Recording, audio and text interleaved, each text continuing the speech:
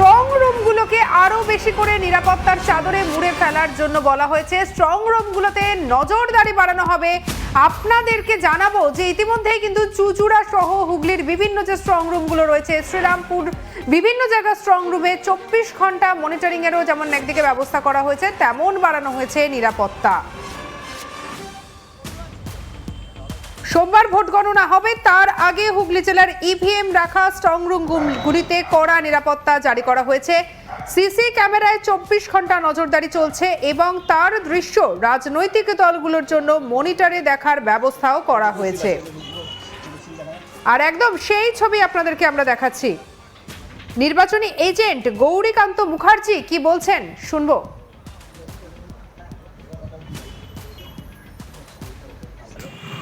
তার জন্য আমাদের 4টে বিধানসভা কেন্দ্রের ডিসিআরসি সেন্টার, কাউন্টিং সেন্টার রয়েছে HIT কলেজ পিউরপাতি হুগলি। এখানে আমাদের ওয়াচ চলছে দলের পক্ষ থেকে। ওয়াচার কার্ড ইস্যু করা হয়েছে আরোদের পক্ষ থেকে, যারা রিটার্নিং অফিসার আছেন, কনসার্ন এসি, আমাদের দলের যারা ওয়াচার তারা রয়েছে। আমরাও এটাকে করছি এবং এই HIT-তে 190 চুচুড়া তো আছেই, তার সাথে গলাগড় আছে, দুনিয়াখালি আছে, পান্ডুয়া আছে, আর ওখানে আছে সপ্তগ্রাম আছে ব্যান্ডেলে। তো এখানকার মধ্যে আমাদের সব দলের যারা প্রতিনিধি তারা উপস্থিত থাকছে এই স্ট্রং রুম দেখার জন্য। সিসিটিভি কভারেজের মধ্যে আছে এবং টাইম টু টাইম যারা অ্যাডমিনিস্ট্রেশনের লোকজন তারাও আসছেন, তারাও দেখছেন।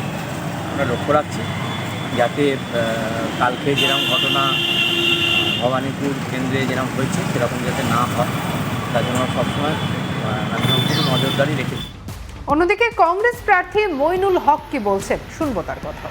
থেকে ব্যবস্থাপনায় অভিযোগ করার মতন জায়গা নেই, কিন্তু অতীতের অভিজ্ঞতায় যদি বলতে হয়, টেকনিক্যালি ইভিএম মেশিনের যে টেকনিক্যাল পার্ট, এইটা বোঝার ক্ষমতা আমার নেই এবং এরকম হাজার হাজার দলীয় কর্মী, বিভিন্ন রাজনৈতিক দলের কর্মী নেতাদেরও নেই। এখন গ্যাঁড়াকল যদি হয়ে গিয়ে থাকে তাহলে সেটা পরে বোঝা যাবে। এর আগে টেকনিক্যাল গণ্ডগোল মেশিনে আছে কি নেই এই কথা বলার টেকনিক্যাল লোক তো আমি নই, আমি বিশেষজ্ঞ তো নই, কিন্তু ওপর থেকে যে ব্যবস্থাপনা, সে ব্যবস্থাপনা ঠিক আছে।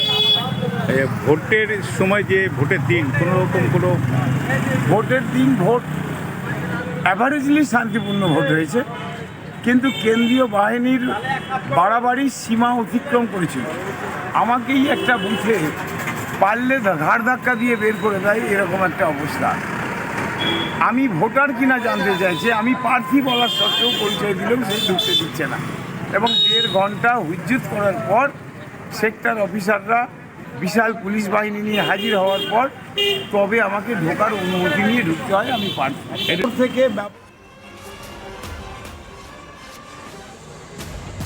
আমাদের সঙ্গে আমাদের কালিক পার্থ রাহা রয়েছে, কথা বলবো পার্থর সঙ্গে। পার্থ, জানতে চাইবো যে স্ট্রং রুমগুলোর বর্তমানে ঠিক কি অবস্থা, ঠিক কিভাবে নজরদারি চালানো হচ্ছে, ঠিক কিভাবে স্ট্রং রুমগুলোকে সুরক্ষিত রাখার চেষ্টা করা হচ্ছে? দেখো, হুগলি জেলাও কিন্তু আগামীকাল ভোটের ফলাফল রয়েছে, তাই হুগলি জেলায় যে 18টি বিধানসভা রয়েছে সেই 18টি বিধানসভার মোট 6টি জায়গায় স্ট্রং রুম করা হয়েছে। ওই 6টি কেন্দ্র থেকে কিন্তু 18টি বিধানসভার ভোট গণনা করা হবে। এই যে বিধানসভার যে স্ট্রং রুমগুলি করা হয়েছে তার বাইরে কিন্তু মোতায়েন করা হয়েছে আধা সামরিক বাহিনী। এমনকি কালকে যেটা আমরা জানতে পারছি, আগামীকাল এই যে স্ট্রং রুমগুলি তার বাইরে কিন্তু 100 মিটারের মধ্যে কাউকে জমায়েত করতে দেওয়া যাবে না বা কাউকে প্রবেশ করতে দেওয়া হবে না। পাশাপাশি যেটা জানতে পারছি যে বাইরে থাকবে রাজ্য পুলিশের আধিকারিকরা এবং ভেতরে যে স্ট্রং রুমের গেট রয়েছে সেই কলেজের গেটের ভেতরে কিন্তু থাকবে দ্বিস্তরীয় নিরাপত্তা ব্যবস্থা। আর সেই পুরো ব্যবস্থাটাই কিন্তু দেখবে আধা সামরিক জওয়ানদের হাতে থাকবে সেই পুরো ব্যবস্থাটা। এরপরে একমাত্র পর্যবেক্ষক এবং মাইক্রো অবজারভার যারা রয়েছেন তারা কিন্তু দুজন কিন্তু মোবাইল নিয়ে ঢুকতে পারবেন, কিন্তু অন্য কোনো দলের রাজনৈতিক কর্মী থেকে শুরু করে অন্য কোনো যারা নিরাপত্তার কাজেও রয়েছে তারাও কিন্তু মোবাইল স্ট্রং রুমের ভেতরে ব্যবহার করতে পারবে না। পাশাপাশি যারা রাজনৈতিক দলের প্রতিনিধিরা আছে তাদেরকে কিন্তু কিউআর কোড বিশিষ্ট একটি পরিচয়পত্র দেওয়া হচ্ছে, সেই পরিচয়পত্র নিয়ে তাদেরকে স্ট্রং রুমে যেতে হবে। সেই পরিচয়পত্র যে কিউআর থাকবে সেটা স্ক্যান করবে নির্বাচনী আধিকারিকরা, এরপরেই তার পরিচয়পত্রের সাথে মিললে তারপরেই তাকে কিন্তু স্ট্রং রুমের ভেতরে প্রবেশ করতে দেওয়া হবে, এমনটাই কিন্তু জানা যাচ্ছে নির্বাচন কমিশন সূত্রে। পাশাপাশি এই যে 6টি জায়গায় বিধানসভার যে স্ট্রং রুম করা হয়েছে 18টা বিধানসভার জন্য, 18টা বিধানসভায় মোট 158 জন প্রার্থী রয়েছে। সেই 158 জনের প্রার্থীর কিন্তু ভাগ্য বন্দী রয়েছে 6টি স্ট্রং রুমে। কালকে যখন গণনা হবে তখন কিন্তু কোনো ব্যক্তিকে এই যে স্ট্রং রুমগুলি রয়েছে তার 100 মিটারের মধ্যে প্রবেশ করতে দেওয়া হবে না বা কোনো রকম জমায়েত করতে দেওয়া হবে না বলে জানাচ্ছে নির্বাচন কমিশন।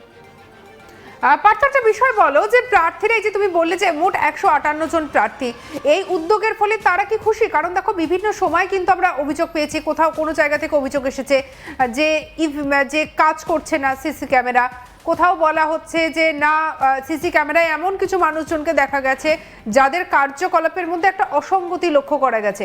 বিভিন্ন রকমের কিন্তু অভিযোগ এসেছে। আবার কোথাও বলা হচ্ছে যে জায়গায় ইভিএম গুলো রাখা রয়েছে সেই জায়গাটা সুরক্ষিত নয়, পিছনের ভাঙা পাঁচিল টপকে ইভিএম কোনো একটা কারচুপি করা হচ্ছে, এমনও কিন্তু অভিযোগ সামনে এসছে। এই দিকগুলোকে কিভাবে নজর রাখা হচ্ছে? দেখো, হুগলির জেলায় যে 6টি স্ট্রং রুম করা হয়েছে 18টি বিধানসভার ক্ষেত্রে, সেখানে কিন্তু যেরকম নিরাপত্তা রয়েছে তাতে কিন্তু খুশি প্রত্যেকটা রাজনৈতিক দলের প্রার্থীরাই। এখানে কিন্তু ভোট গণনার পরের দিন থেকে স্ট্রং রুমে কিন্তু পাহারা দিচ্ছিলেন বিভিন্ন রাজনৈতিক দলের কর্মী থেকে শুরু করে রাজনৈতিক দলের যারা রয়েছেন তারাও। পাশাপাশি কিন্তু যারা প্রার্থী হয়েছেন তারাও কিন্তু এই যে স্ট্রং রুম সেখানে এসেছেন, তারা কিন্তু ওই সিসিটিভিতে চোখ রেখেছেন, যেখানে স্ট্রং রুমে তাদের ইভিএম গুলো রয়েছে সেই তার বাইরে যে সিসিটিভি যে মনিটর রয়েছে, মনিটরে কিন্তু রাত পাহারারও ব্যবস্থা করা হয়েছে। প্রত্যেকটা দলের কর্মীরা কিন্তু নিয়মিত করে পালা করে রাত কাটিয়েছে বা দিন কাটিয়েছে ওই স্ট্রং রুমের বাইরে যে সিসি ক্যামেরা রয়েছে সেই সিসি ক্যামেরা মনিটরের দিকে চোখ রেখে।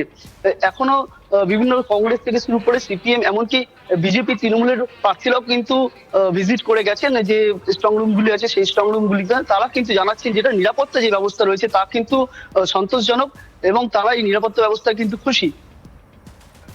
একেবারে দেখো, আমরা কিন্তু এই যে ছবিগুলো দেখছি সেখানে দেখলাম যে অসীমা পাত্র, সুবীর নাগ তারা নিজেরাও থাকছেন, তারা নিজেরা পরিদর্শন করছেন এবং তারা সিসি ক্যামেরায় নজর রাখছেন। এরকম কি প্রত্যেক প্রার্থীকেই কি দেখা যাচ্ছে যে তিনি নিজে দাঁড়িয়ে থেকেও ইভিএম ভার্চুয়ালি পাহারা দিচ্ছেন? একেবারেই দেখো, প্রত্যেকটা দলের রাজনৈতিক দলের প্রার্থীরাই কিন্তু তারা এসছেন, তারা কিন্তু তাদের কর্মীদের সাথে দেখা করছেন। তাদের কর্মীরা যেহেতু রাত দিন পালা করে জাগছেন, পালা করে সেই স্ট্রং রুমের ভেতরে সিসিটিভিতে চোখ লাগিয়ে বসে রয়েছেন, পাহারা দিচ্ছেন, সেই কর্মীদের উৎসাহ বাড়াতে এবং নিজেরাও কিন্তু সেই নিরাপত্তা ব্যবস্থা খতিয়ে দেখতে বারবার ঢুকেছেন স্ট্রং রুমে। তারাও কিন্তু দেখছেন সুবীর নাগ এসছে, অসীমা পাত্র এসছে, আমরা বলাগড়ের ক্যান্ডিডেট তাকেও দেখেছি, রঞ্জন ধারা তিনি এসছেন, পান্ডুয়ার বিজেপি প্রার্থী তুষার মজুমদার, এমনকি চুচুড়া দেবাংশু ভট্টাচার্য, সকলকে কিন্তু দেখা গিয়েছে যে পালা করে আসতে নিয়মিত ভাবে তারা কিন্তু নজর রেখেছে তাদের ইভিএম গুলো সুরক্ষিত আছে কিনা, তাদের যে ভাগ্য বন্দী আছে যে বাস্কে সেই বাস্ক সুরক্ষিত আছে কিনা সেটাও কিন্তু তারা নজর রাখছে। একেবারে একটা বিষয় বলো পার্থ, যে এখনো পর্যন্ত হুগলি জেলা থেকে কোনো কি স্ট্রং রুমকে কেন্দ্র করে কোনো উত্তেজনার খবর বা কোনো ঘটনা কি সামনে এসেছে? এখনো পর্যন্ত হুগলি জেলায় যে 6টি স্ট্রং রুম করা হয়েছে সেখানে কিন্তু কোনো রকম বিশৃঙ্খলা বা কোনো রকম ঘটনা সামনে এখনো আসেনি। যে কটি স্ট্রং রুম করা হয়েছে অর্থাৎ চুচুড়া যে HIT কলেজ আছে, ব্যান্ডেল সার্ভে কলেজ আছে, চন্দ্রনগর কাজীলাল বিদ্যা মন্দির, আরামবাগ থেকে শুরু হয়ে শ্রীরামপুরে যে সমস্ত 6টি স্ট্রং রুম হয়েছে সেই 6টি স্ট্রং রুমই কিন্তু নিরাপত্তা জোরদার রয়েছে। পুরো নিরাপত্তা বলয়ে এমন ভাবে ঘিরে ফেলা হয়েছে আধা সামরিক বাহিনী দিয়ে যাতে মাছটা বলতে না পারে। তো প্রার্থীরা যারা যেমন যাচ্ছে, রাজনৈতিক কর্মীরাও রয়েছে, তারা কিন্তু সন্তোষজনক প্রকাশ করেছেন যে এই যে নিরাপত্তা তাতে তারা খুশি। এখনো পর্যন্ত কোনো দুর্ঘটনা বা অশান্তির ঘটনা কিন্তু সামনে আসেনি।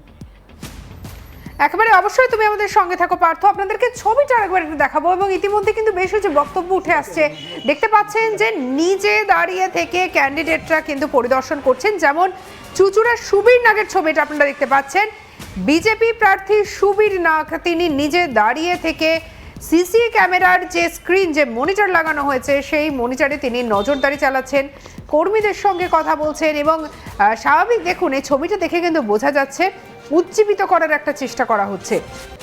রাতের বেলা তোলা এই ছবি দেখতে পাচ্ছেন, অর্থাৎ দিন রাত এক করে কর্মীরা কিন্তু এভাবেই বসে আছেন স্ট্রং রুমের বাইরে এবং পাহারা দিচ্ছেন যাতে কোনো ধরনের কোনো গোলযোগের ঘটনা না ঘটে, যাতে ইভিএম নিয়ে যেভাবে আমরা দেখতে পাচ্ছি যে স্ট্রং রুমের বাইরে উত্তেজনার খবর সামনে এসেছে, যাতে এমন কোনো উত্তেজনা না হয় সেই ছবি যাতে সেই দিকটা যাতে নজর রাখা যায়, তার জন্যই যেন নিজে দাঁড়িয়ে থেকে পাহারা দিচ্ছেন কখনো অসীমা পাত্র, কখনো বা সুবীর নাগ বা দেবাংশু ভট্টাচার্য, আরও অন্যান্যরা।